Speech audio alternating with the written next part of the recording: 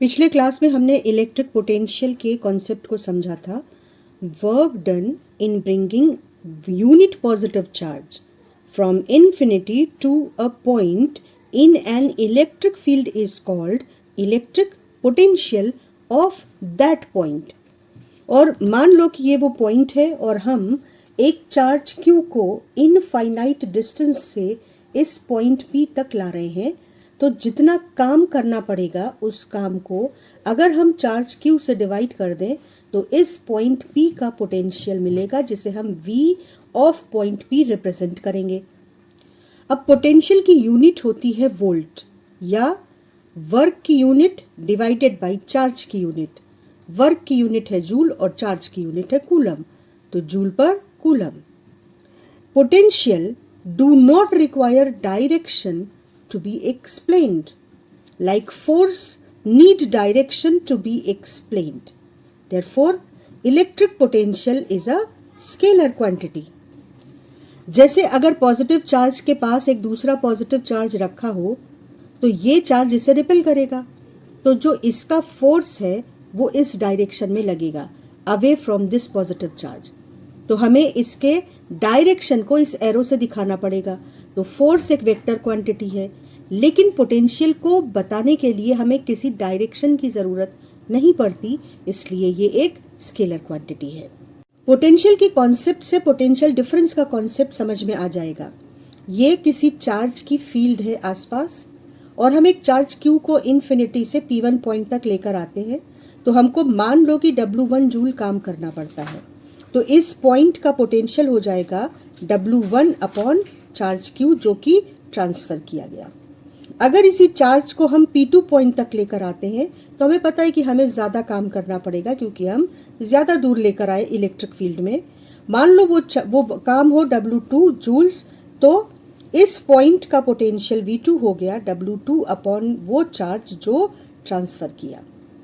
तो अब potential difference कैसे डिफाइन होगा? Potential of point 2 minus potential of point 1, इन दोनों की वैल्यूज़ रखें तो W2 upon Q minus W1 upon Q।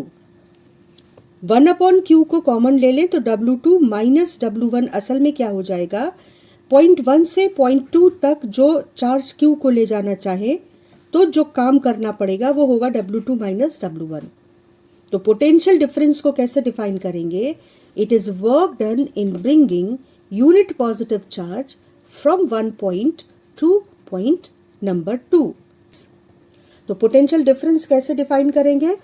P1 से P2 तक Q चार्ज को ले जाने में जो काम करना पड़ा, उस काम को हम जिस चार्ज को हमने ट्रांसफ़र किया उससे डिवाइड कर दें, तो हमें उन दोनों पॉइंट का पोटेंशियल डिफरेंस पता चल जाएगा। और डेफिनेशन के फॉर्म में अगर हम लिखेंगे तो potential difference between two points P1 and P2 is work done in transferring unit positive charge from P1 to P2। इसकी यूनिट भी वोल्ट होगी या जूल पर कूलम। इसी तरह से अगर दो कंडक्टर्स ले, एक कंडक्टर को पॉजिटिव चार्ज दिया और दूसरे को नेगेटिव चार्ज दिया। अब इन्हें अगर हम एक वायर से कनेक्ट कर दें तो हमें पता है कि इलेक्ट्रॉन नेगेटिवली चार्ज कंडक्टर से पॉजिटिवली चार्ज कंडक्टर की ओर जाता है और इस प्रोसेस में काम करना पड़ता है। जैसे एक बॉल हो, उसको हम लो हाइट से ऊंची हाइट तक ले जाएं तो हमको काम करना पड़ेगा। उसी तरह से इलेक्ट्रॉन जब यहाँ से यहाँ जाएगा तो काम करना पड़ेगा। जो चार्ज यहाँ से यहाँ गया उसे जाने में जितना काम करना पड़ा divided by the amount of charge will be equal to potential difference between these two conductors. और अगर पॉजिटिव चार्ज है तो पॉजिटिव चार्ज हाई पोटेंशियल से लो पोटेंशियल की ओर जाएगा और चार्ज के फ्लो करने में हाई पोटेंशियल से लो पोटेंशियल की ओर जाने में जो काम करना पड़ेगा, उस काम को जो चार्ज ट्रांसफ़र हुआ उससे डिवाइड करें तो दो कंडक्टर्स के बीच भी पोटेंशियल डिफरेंस मिल जाता है। इसी तरह से एक सिंपल सा सवाल पूछूं, एक कंडक्टर है जिसका पोटेंशियल है 5 वोल्ट और दूसरा कंडक्टर है जिसका पोटेंशियल है 2 वोल्ट, तो इनके बीच पोटेंशियल डिफरेंस कितना होगा? तो बहुत सिंपल है, 5 volt minus 2 volt that is 3 volt, क्योंकि इस कंडक्टर को इस पोटेंशियल तक पहुंचाने में हमें इसे चार्ज देना पड़ा था और चार्ज देने के प्रोसेस में इस पे काम किया गया, वो ही इसका पोटेंशियल हो गया। इसी तरह से इस कंडक्टर को इस पोटेंशियल तक पहुंचाने में हमें इसे चार्ज देना पड़ा और जो चार्ज दिया गया उसको देने में जो काम करना पड़ा वही इस कंडक्टर का पोटेंशियल हो गया।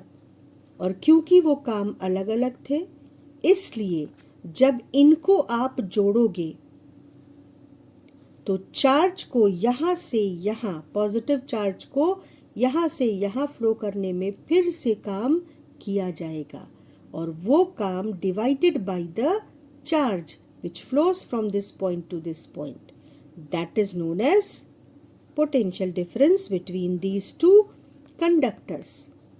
क्योंकि यहाँ पर पोटेंशियल ऑलरेडी दिया हुआ है तो डिफरेंस निकालने के लिए आपको सिंपली इसके पोटेंशियल में से इसका पोटेंशियल माइनस कर देना होगा।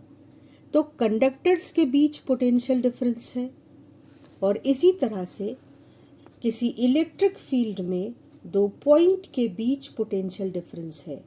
और बिल्कुल वैसे ही अपने घर में लगी कॉपर की वायरिंग को देखो, उसमें से इलेक्ट्रिक करंट फ्लो कर रही है, यानी इलेक्ट्रॉन दौड़ रहा है जिससे तुम्हारा बल्ब, तुम्हारा फैन, तुम्हारा टीवी चल रहा है।